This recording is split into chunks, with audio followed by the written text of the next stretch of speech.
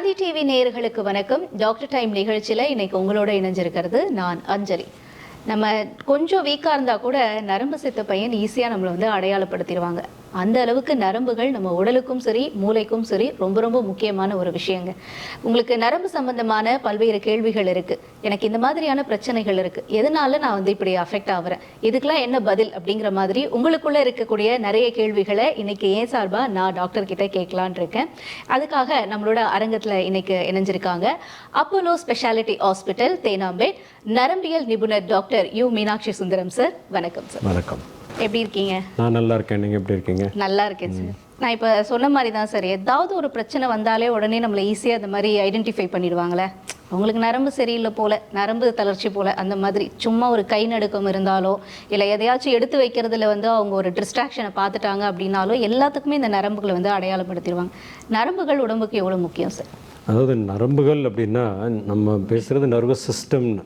ஒரு நரம்பியல்ன்றது ஃபுல்லாக தலையிலேருந்து உச்சந்தலையிலேருந்து உள்ளங்கால் வரைக்கும் எல்லாமே ஃபங்க்ஷன் பண்ணுறது. அதனால தான் எனக்கு ரொம்ப பிடிச்ச வாக்கியம் இது. இப்போது மூளைங்கிறது நம்ம வீட்டில் உள்ள ஒரு போர்டு இருக்குது இல்லையா, சென்ட்ரல் போர்டு இருக்குது கரண்ட்டுக்கு. அது இல்லைன்னா எதுவும் ஃபங்க்ஷன் ஆகாதுங்க. வீட்டில் என்ன வேணாலும் அழகுபடுத்திக்கலாம், ஆனால் முக்கியமான விஷயம் அந்த போர்டு தான். ஸோ அதிலேருந்து தான் எல்லாமே வரணும். அதில் நீங்கள் எத்தனை ஃபேஸ் வேணால் வச்சுக்கலாம், ஒரு ஃபேஸ், 2 ஃபேஸ், 3 ஃபேஸ் எல்லாம் ஒன்று ஒரு வேலையெல்லாம் செய்யும், ஒவ்வொரு ரூமெல்லாம் அலங்கரிக்கும். ஆனால் அது ஒர்க் பண்ணலைன்னா எங்கே வேணாலும் பிரச்சனை வரலாம். ஸோ நீங்கள் சொன்னதில் நிறைய உண்மைகள் இருக்குது. நரம்பு செயலிழந்தால், நரம்புன்றது நம்ம அந்த அர்த்தத்தில் எடுத்துக்கிட்டோன்னா இந்த ஹோல் நர்வஸ் சிஸ்டம் எடுத்தால் மூளை இருக்குது, நரம்பு தண்டு இருக்குது, அப்புறம் அதுலேருந்து ஒரு நரம்புகள் இருக்குது, நரம்பும் தசையும் சந்திக்கிற அந்த ஜங்ஷன்ஸ் இருக்குது. தசைகளில் கோளாறு இருந்தால் கூட அது நரம்பியலோடு சேர்ந்து தான் வரும். ஸோ எங்கே பாதிப்பு, எந்த ஆர்கனை பாதிக்குது, என்ன மாதிரி ஃபங்க்ஷன் அஃபெக்ட் ஆகுது, இது வந்து ஒரு பெரிய ரொம்ப ஃபேசினேட்டிங் ஒரு ஏரியா. அல்டிமேட்லி பிரெயின் தான் master control for every thing. இப்போ மற்ற பார்ட்ஸை நம்ம வந்து சொல்லும் பொழுது, இப்போ உடம்பை நம்ம வந்து ஃபிட்டாக வச்சுக்கணும்னா எக்ஸசைஸ் பண்ணணும் அப்படின்னு சொல்லிட்டு சொல்லுவாங்க. இல்லை நமக்கு வந்துட்டு கை வலி இருக்குதுன்னா இந்த மாதிரி ஃபிசியோ பண்ணுங்கள், இல்லை கால் வலி இருக்குன்னா இந்த மாதிரி ஃபிசியோ பண்ணுங்கள் அப்படின்லாம் சொல்லுவாங்க. ஆனால் நரம்புகள் வீக்காக இருக்குது அப்படின்னா அதுக்கு முதல் காரணம் என்னவாக இருக்கும் சார்? அதாவது நரம்பு வீக்குன்னு ஒரு அப்படி ஒன்றும் குறிப்பிட்ட வியாதி கிடையாது. இப்போ நரம்பு தளர்ச்சி, நரம்பு வீக் அப்படின்லாம் ஒன்றும் குறிப்பிட்ட வியாதி இல்லை. நரம்பில் எப்படி உங்களுக்கு ரத்த நாளத்தில், வயிற்றுலையோ வேற எங்கேயோ வியாதிகள் வரலாமோ அதே மாதிரி நரம்பையும் பாதிக்கலாம். அது நரம்பு மண்டலத்தையும் பாதிக்கலாம். இண்டிவிஜுவல் நரம்பு மண்டலம்னு சொல்லும்போது நான் சொன்ன எல்லாத்துலேயும் எங்கே வேணாலும் பாதிப்பு ஏற்படுத்தலாம். ஸோ அதுக்கு குறிப்பிட்டு இப்போது உதாரணத்துக்கு எடுத்துக்கிட்டோன்னா, இப்போ ஸ்ட்ரோக்குன்னு சொல்கிறோம். ஸ்ட்ரோக்குன்னா பக்கவாதம்னா மூளைக்கு போகிற இரத்த ஓட்டத்தில் மாறுதல். அது சம்டைம்ஸ் உள்ள கசிஞ்சிடலாம், which is rare. Other major type வந்து இரத்த ஓட்டம் தடைப்பட்டு போகிறது.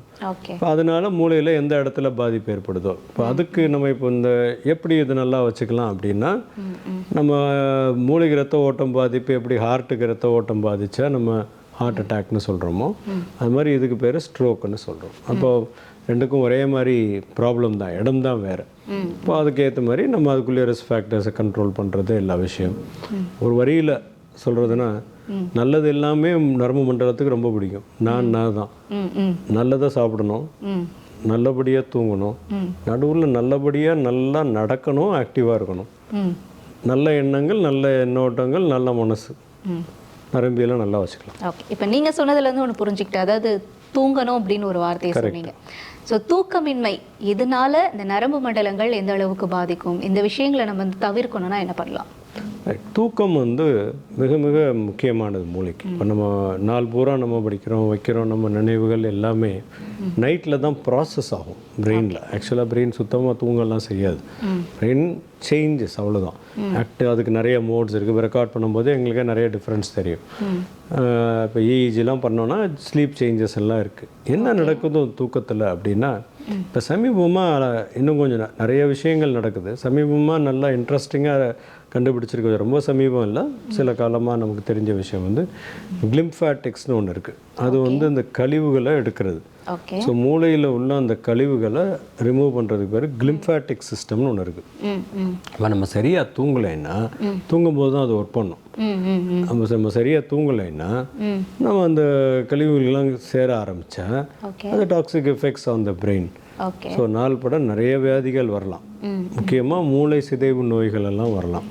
ஸோ அதனால் தூக்கம் அப்படிங்கிறது மனுஷனுக்கு ரொம்ப முக்கியம். எவ்வளவு நேரம் தூக்கம்?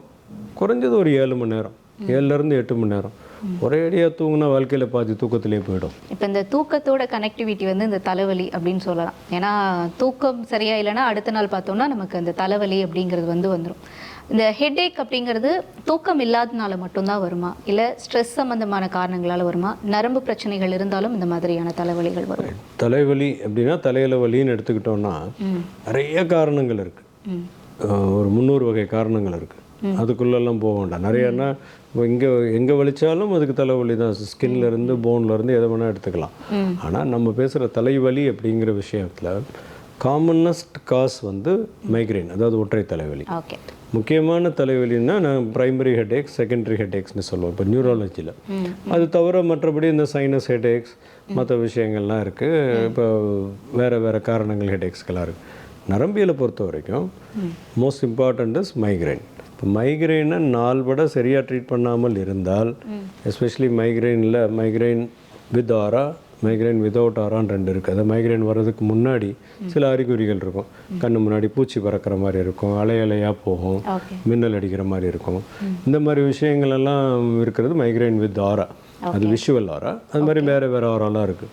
இந்த மாதிரி டைப் ரெக்கரண்டாக வர்றவங்களுக்கு எஸ்பெஷலி பிற்காலத்தில் ஸ்ட்ரோக் வர்றதுக்குரிய சான்சஸ் எல்லாம் ஹையர். ஸோ மைக்ரைனை வந்து ப்ராப்பராக ட்ரீட் பண்ண வேண்டியது ரொம்ப முக்கியம். இது வந்து மைக்ரைன் எப்படி why it should be treat, இதுன்னா வலி தானே. வலி வந்தால் ஒரு வலி மாத்திரை போட்டுக்கிறோம். அதுலேயே நிறைய ரிஸ்க் இருக்கு இல்லையா. இப்போது மாதத்துக்கு ஒரு தடவை தலைவலி வருது, ஒரு சின்ன பேராசிட்டமால் மாத்திரை நான் போடுறேன், வலி போயிடுது, எனக்கு பிரச்சனை இல்லை. மாதத்துக்கு 10 தடவை தலைவலி வருது, 10 தடவை பேராசிட்டமால் போட முடியாது. பேராசிட்டமாலும் எதுவுமே அளவுக்கு அதிகமானால் அமிர்தமும் நஞ்சு தான். கண்டிப்பாக பிரச்சனை வரும். Paracetamol is known to be cause for serious liver damage, one of the top causes. அது இந்த அப்யூஸில் தான். இது ஒன்றும் இல்லை, ஒன்றும் செய்யாதுன்னு போட்டுறது. அதை தவிர மற்ற பெயின் கில்லர்ஸ்க்கு நமக்கு எல்லாருக்குமே தெரியும், கிட்னியை பாதிக்கலாம், பிரச்சனைகள்லாம் வரலாம். ஸோ மைக்ரைனை ட்ரீட் பண்ணும்போது ஒரு சயின்டிஃபிக் அப்ரோச் இருந்தால் கண்டிப்பாக அதை நல்லாவே ட்ரீட் பண்ண முடியும். இப்போ தலைவலி, தூக்கமின்மை இதை பற்றி சொன்னீங்க. ஆனால் இப்போ பெரும்பாலும் இருக்கிறவங்களுக்கு வந்து அதிகமாக வலி ஏற்படுறது இந்த கழுத்து பகுதியில் தான். ஏன்னா ரொம்ப நேரம் சிட்டிங் பொசிஷனில் இருக்காங்க, சிஸ்டம் பார்க்குறாங்க அப்படிங்கிறதுனால. இது டாக்டர் கிட்ட நம்ம போய் கன்சல்ட் பண்ணும்போது கூட சிட்டிங் பொசிஷனை தான் மோஸ்ட்லி சொல்கிறாங்க.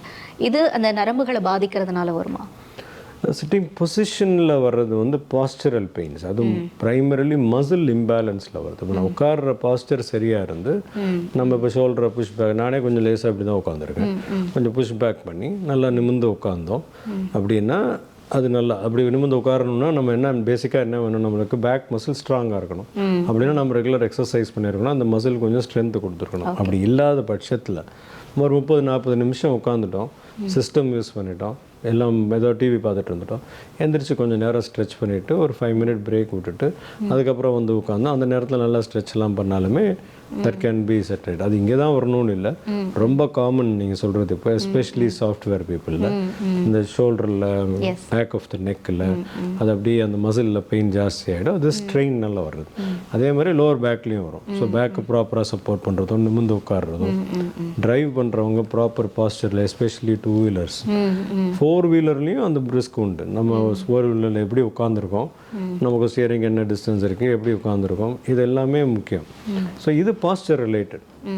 நாள்பட இந்த பாஸ்டர் ப்ராப்ளம் வந்துக்கிட்டே இருந்தால் நம்ம போனில் இருந்து உள்ளுக்குள்ளே இருக்கிற நர்வும் இதெல்லாம் எஃபெக்ட் ஆக வாய்ப்பு இருக்கும். சில நேரங்களில் வந்து நிறைய பேருக்கு இந்த கை நடுக்கம் அப்படிங்கிறது வந்து இருக்கும். அது டிஃபால்ட்டாக இருக்கிறவங்களும் இருக்காங்க, திடீர்னு இடையில இந்த மாதிரியான பிரச்சனைகள் வரவங்களும் இருக்காங்க. அதுக்கான காரணம் என்ன சார்? அது நடுக்கம்ன்றது ஒரு சிம்டம், நிறைய காரணங்கள் இருக்கலாம். இப்போ நீங்கள் சொன்ன மாதிரி பிறவியிலேருந்தே கை நடுக்கம் இருக்குது, ஃபேமிலியில் இருக்குது நடுக்கம், அது ஒரு கேட்டகரி இருக்குது. எசென்ஷியல் ட்ரெமர்னு ஒரு கேட்டகரி இருக்குது. இப்போ நிறைய மரபணு ரீதியாக நிறைய பண்ணாலும் அதுக்கு இதுதான் இன்னும் மரபணுக்களை கண்டுபிடிக்கல. ஆனால் கை நடுக்கம் அப்படின்னு எடுத்துக்கிட்டோன்னா ஒரு கை நடுங்குதா, ஒரு விரல் நடுங்குதா, அந்த நடுக்கம் என்ன மாதிரி நடுக்கம் இருக்குது, ஒரு சைடு ஜாஸ்தி இருக்கா, 2 பக்கமும் ஈக்குவலாக இருக்கா, காலில் ஆரம்பிக்குதா, கையில் ஆரம்பிக்குதா, குரலில் ஆரம்பிக்குதா, நடுவு சின்னில் ஆரம்பிக்குதா, இது மாதிரி நிறைய விஷயங்கள் பார்க்கணும் எக்ஸாமின் பண்ணும்போது. அப்போ நமக்கு டைப்ஸ் தெரியும். இப்போது முக்கியமாக நிறைய பேருக்கு கை நடுங்கின உடனே அவங்க படித்ததையோ அவங்க நிறைய பேர் கூகுள் பண்ணி பார்க்கும்போது பயந்து போகிறது இது பார்க்கின்சன் நோயாக இருக்குமா அப்படின்றது தான் எல்லாருக்கும் ஒரு பயம் வரும். அது பார்க்கின்சன் நோயிலே நடக்கும் ஒரு ப்ராமினன்ட் ஃபீச்சர். அது ஒரு கையில் தான் ஆரம்பிக்கும், யூஸ்வலாக கையில், அதுவும் ஒரு சைடில் ஆரம்பிக்கும், கொஞ்சம் மெதுவாக தான் அடுத்த சைடு அஃபெக்ட் ஆகும். அது வந்து சும்மா இருக்கும்போது கை எப்படி ஆடிட்டே இருக்கும்.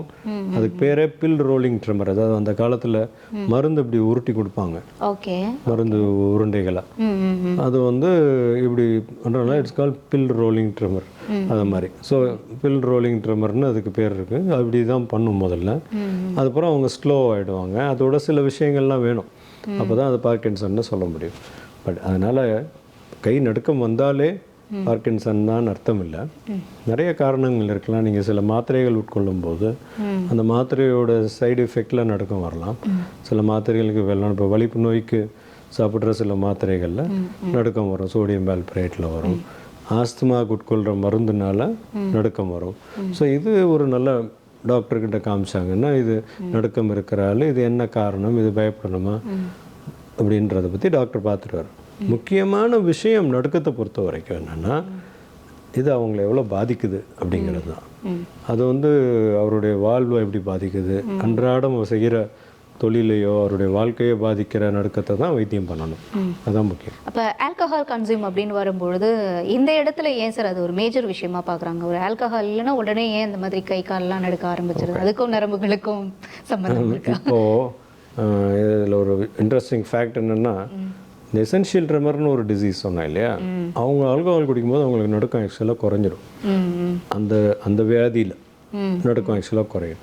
அதுக்காக ஆல்கஹால் குடித்து வைத்தியம்னு சொல்ல போகிறதில்ல. அது ஒரு ஃபீச்சர். அது சில பேர் அது அந்த பார்த்துட்டு அதுக்கப்புறம் இது குடித்தா நல்லா இருக்குன்னு ஆல்கஹாலிக் ஆன கதையெல்லாம் இருக்குது.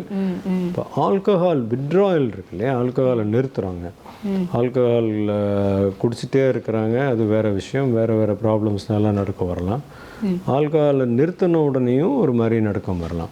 அது உடம்பு எல்லாமே நடுங்கலாம், கொஞ்சம் கன்ஃபியூஷன்லாம் வரலாம்.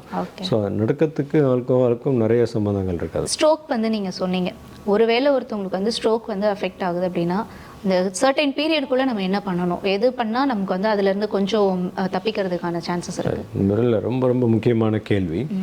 ஒருத்தர் திடீர்னு பக்கவாதம், இப்போ பக்கவாத அறிகுறிகள்லாம் இப்போ நிறைய திரும்ப நிறைய இடத்துல சொல்கிறோம். பி ஃபாஸ்ட்னு ஒரு அக்ரோனிம் இருக்குது, அது வேர்ல்ட் ஸ்ட்ரோக் ஆர்கனைசேஷனில் கொண்டு வந்தது. பின்னா திடீர்னு ஒருத்தருக்கு பேலன்ஸ் இஷ்யூ, தான் பி. ஈனா ஐ, விஷன், கண் பார்வையில் கோளாறோ, கண் டபுளாக தெரிகிறதோ, இந்த மாதிரி கண் மறைக்கிறதோ, இது வந்து இல்லை ஒரு கண் திடீர்னு தெரியாமல் போகிறது இ. எஃப்னா வந்து ஃபேஸ், வாய் ஒரு பக்கமாக அப்படி கோன்றது. ஏன்னா ஆம், அப்போ கையை தூக்குங்க அப்படின்னா அப்படி நிற்காது, கை கீழே போயிடுது, இல்லை ஆடுது, இல்லை அப்படியே நிற்காமல் ஆடுது. எஸ் வந்து ஸ்பீச், பேசும்போது ஏதோ மாற்றம், பேச்சு வரல, இல்லை பேச்சு வந்தால் குளறி வருது, இல்லை மாறி பேசுகிறாங்க, இதெல்லாம் சயின்ஸு. டி வந்து time to call the ambulance, not to take him to the doctor. அந்த வேர்டே அதே தான், time to call the ambulance. So that இமீடியட்டாக ஒரு ஸ்கேன் வசதியோட ஃபெசிலிட்டிஸோடு இருக்க ஹாஸ்பிட்டலுக்கு, ஸ்கேன் சென்டருக்கும் போகக்கூடாது. ஸோ தட்ஸ் வே அதனால தான் ஆம்புலன்ஸ்னு சொல்லிட்டாங்க. டேக் ஹிம் டு ஸ்கேனோ டேக் ஹிம் டு டாக்டரோ முக்கியம் இல்லை, time for ambulance. So that இங்கே போன உடனே இமீடியட்டாக வைத்தியம் பண்ணணும். ஏன்னா மூளையில் இந்த மாதிரி ரத்த ஓட்டம் பாதிப்பு ஏற்பட்ட உடனே ஒவ்வொரு நிமிஷம் நம்ம வேஸ்ட் பண்ணும்போதும் கிட்டத்தட்ட 19 lakh செல்ஸ் இறந்து போகிறதா ஒரு கணக்கு இருக்குது. அதனால every minute you waste you lose more and more cells. அப்போ அது கூட ஏற்ற மாதிரி பாதிப்புகள் பெர்மனண்ட்டாக இருக்க வாய்ப்பு உண்டு. ரைட், இது முக்கியமான விஷயம். ஸோ இதுக்கு அவசரமாக வந்துட்டோம், ஸ்கேன் பண்ணிட்டோம், இது ரத்த ஓட்ட தடைப்பு தான், உள்ள ரத்தம் கசியலை, முதல்ல நான் சொன்ன மாதிரி அது இல்லைன்னா ரத்த ஓட்டம் பிளாக் ஆகிருக்கு அப்படின்னா அப்போ வந்து த்ரோம்போலைசிஸ்னு கிளாட் பஸ்டிங் ட்ரீட்மெண்ட், அந்த ரத்தம் கிளாட் இருக்கு இல்லையா, அது கரையிறதுக்குரிய ட்ரீட்மெண்ட், அது மருந்து இருக்குது இப்போது, அது இன்ட்ராவீனஸாக கொடுக்கலாம். அது ஸ்ட்ரோக் ஆரம்பித்த கட்டத்துலேருந்து 4.5 மணி நேரம் வரைக்கும் கொடுக்கலாம். சில எக்ஸப்ஷனல் சர்க்கம்ஸ்டன்ஸில் அதுக்கு மேலேயும் கொடுக்கலாம். அதுக்கு வேறு ஸ்கேன்லாம் அதுக்கு ஏற்ற ஸ்டடிலாம் பண்ணிட்டா. ஸோ அப்போ பண்ணும்போது recovery chances are very good. நார்மலான ஆட்கள்லாம் இருக்கிறாங்க, நார்மலாக இன்றைக்கி நார்மலாக ஃபங்க்ஷன் ஆகிட்டு இருக்க பேர் நிறைய பேர் இருக்கிறாங்க. ஸோ ஸ்ட்ரோக்கை பொறுத்த வரைக்கும் அன்ஃபார்ச்சுனேட்டாக என்னென்னா நம்ம இப்போ பேசின இந்த விஷயங்கள் தான் இன்னும் நிறைய பேரை போய் சேரணும். ஓகே. நம்ம ஊரில் இந்தியாவில் மொத்தமே ஒரு 1% தான் ஸ்ட்ரோக் வந்தால் இந்த டயத்துக்குள்ளே ஹாஸ்பிட்டலுக்கு வந்து சேர்றாங்க. இன்றைக்கி வரைக்கும் அப்படி தான் இருக்குது. சில இடங்களில் இம்ப்ரூவ் ஆகிருக்கு. ஆனால் ஓவராலாக அவ்வளோ மோசமாக தான் இருக்கிறோம்.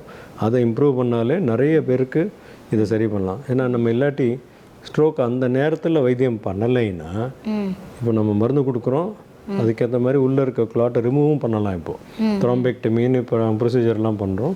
ஸோ அது உள்ளே போய் அந்த கிளாட்டே எடுத்துருவோம். அதுக்கும் டைம் தான், அந்த ஒரு குறிப்பிட்ட டைமுக்குள்ளே தான். மூளை பாதிச்சு அது 16 hours 24 hours தாண்டினதுக்கப்புறம் அதை எடுத்து பிரயோஜனமே கிடையாது. குழந்தையா இருக்கும்போது அந்த பேச்சு வரதுல வந்து தாமதம் இருக்கு. அதுக்கும் நரம்பியலுக்கும் இருக்கக்கூடிய அந்த கனெக்டிவிட்டி என்ன சார்? குழந்தையோட மூளையே ஒரு அபூர்வம் தானே. அது அப்படி அழகாக நம்ம கண்ணு முன்னாடியே அது டெவலப் ஆகும்.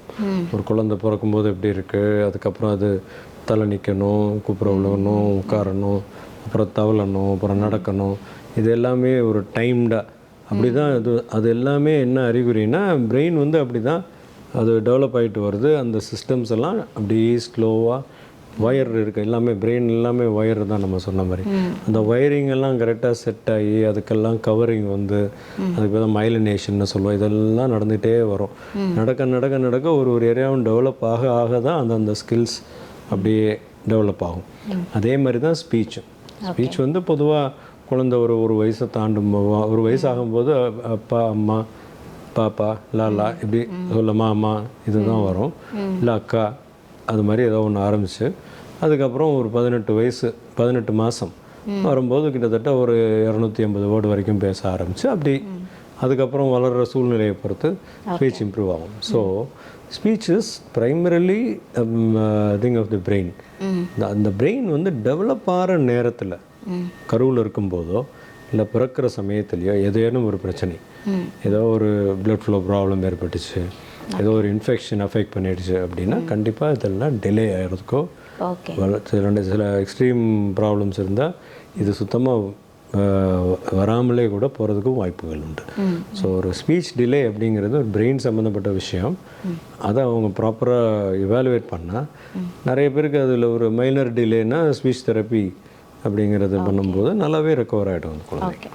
இப்போ இருக்கிற வேர்ல்டு உங்களுக்கு தெரியும், ஏன்னா எல்லாருமே ஒரு மாதிரி ஸ்ட்ரெஸ்ஸாக தான் வந்துட்டு ஒர்க் பண்ணுறாங்க அப்படின்றதுக்கு. ஸோ இந்த மாதிரியான டைமில் என்ன மாதிரியான விஷயங்களை வந்துட்டு அதிக கவனம் வந்துட்டு நம்ம நரம்பியல் அப்படின்னு வரும்பொழுது நம்ம இன்னும் செலுத்த வேண்டியதாக இருக்கும் நீங்கள் நினைக்கிறீங்க சார்? இப்போ இருக்கக்கூடிய ஜென்ரேஷன் இப்போ இருக்கிறதுல நான் முக்கியமாக பாயிண்ட் அவுட் பண்ணுறது என்னென்னா, இப்போ உங்களே நான் கேட்டுறேன், இப்போ உங்கள் ஃபோன் இல்லாமல் எத்தனை நம்பர் உங்களால் சொல்ல முடியும்? எத்தனை பேர் ஃபோன்? சரி, என்னாலலாம் ஒரு 150-200 நம்பர் சொல்ல முடியும், கண்டிப்பாக சொல்ல முடியும். ஏன்னா எல்லாம் இந்த ஃபோன்லாம் வர்றதுக்கு முன்னாடி யூஸ் பண்ணாலும் இல்லையா, எங்களுக்கு நம்பர்லாம் கடன் இப்போ இன்றைக்கி வரைக்கும் நிறைய நம்பர்ஸை டயல் பண்ணிட்டு தான் கரெக்டாக இருக்கான்னு பார்க்குற மாதிரி. இதில் என்ன அட்வான்டேஜ், இப்போ பார்த்தாலும் மூளைக்கு வேலை கொடுக்குறோம் இல்லையா. நம்ம இந்த ஸ்டோரேஜை போய் ஃபோனில் போட்டோம்னா மூளையில் எப்படி ஸ்டோர் ஆகாது. ஸோ மூளையை ஆக்டிவாக வச்சுருக்குறோம், அது அஃபெக்ட் ஆகுதா? இன்னொரு ஸ்டடி பண்ணியிருக்காங்க. இந்த ஜிபிஎஸ்லாம் நம்ம இந்த ஆர்டிஃபிஷியல் இன்டெலிஜென்ஸ் ஜிபிஎஸ்லாம் ரொம்ப நம்ப ஆரம்பிக்கும் போது என்ன ஆகும், ஜிபிஎஸ் இன்றைக்கி யோசிச்சு பாருங்கள், ஜிபிஎஸ்ஸை கனெக்ட் பண்ணிட்டா நம்ம ரைட்டு லெஃப்ட்டு போகிறோம் வைக்கிறோம், எதையுமே நம்ம திங்க் பண்ணுறதில்ல. நம்ம அது என்ன சொல்லுதோ போயிட்டே இருக்கிறோம். நமக்கு இந்த ஓரியன்டேஷன்லாம் மலையும் போய்டும். நம்ம நார்த்தில் இருக்கோம், சவுத்தில் இருக்கோம், இப்போ லெஃப்ட் எடுத்தோம், இங்கே ரைட் எடுத்தோம், நம்ம அங்கே இருந்தோம் இப்போ இங்கே வந்திருக்கோம், எதுவுமே தெரியறதில்ல. ஸோ கொஞ்சம் நாள் இந்த ஓரியன்டேஷனும் கண்டிப்பாக போயிடும்.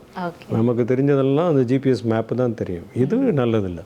So technology is very very very useful, கண்டிப்பாக யூஸ்ஃபுல். டெக்னாலஜி இன்றைக்கி life has change every thing.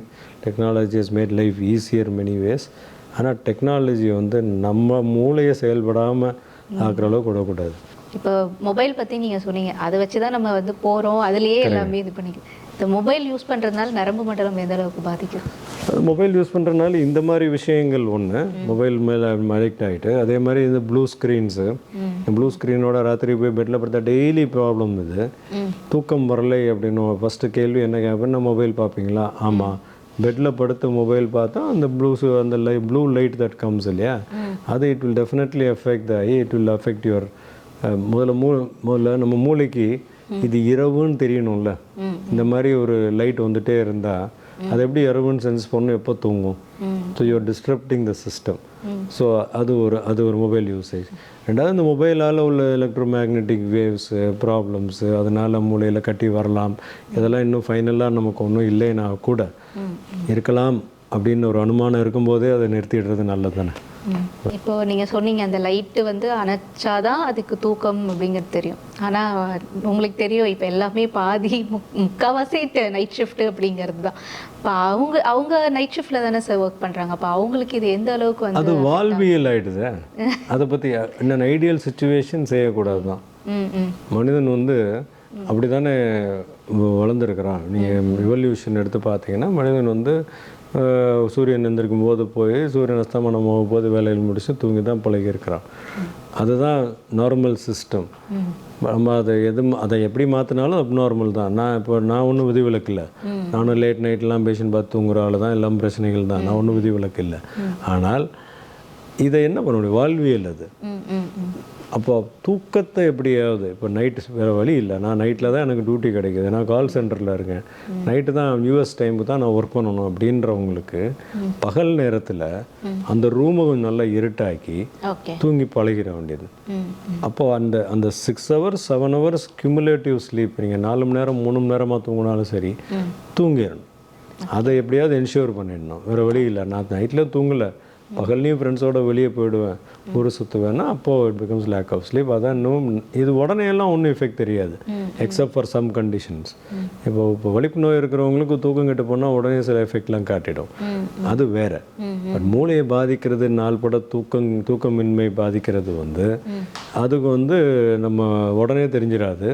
அதனால் வேறு வழி இல்லை. அது வாழ்வியல். அவங்க வாழ்வாதாரமே அதான்றப்போ என்ன செய்ய முடியும்? ஸோ அதுக்கேற்ற மாதிரி எப்படி அடாப்ட் பண்ணிக்கிறதுன்னு அவங்க பிளான் பண்ணி. ஸோ நம்மளோட நிகழ்ச்சியோட இறுதி கட்டத்துக்கு வந்துட்டோம் சார். இப்போ நம்ம மற்ற டாக்டர்ஸ்லாம் வரும்பொழுது சார் இதுக்கு என்ன ஸ்பெஷலாக நம்ம வந்து கேர் பண்ணணும், சார் இதுக்கு எதாவது ஸ்பெஷலாக நம்ம கேர் பண்ணணும் அப்படின்னு நம்ம வந்து கேட்போம். நரம்புகள் அப்படின்னு வரும்பொழுது நம்ம ஸ்பெஷலாக கேர் பண்ண வேண்டிய விஷயம் நீங்கள் இறுதியாக என்ன சொல்லணும்னு நினைக்கிறீங்க சார்? இல்லை, நம்ம முதல்ல பேசுனதே தான். நான் தான் நரம்புக்கு எல்லாமே நல்லதாக இருக்கணும்.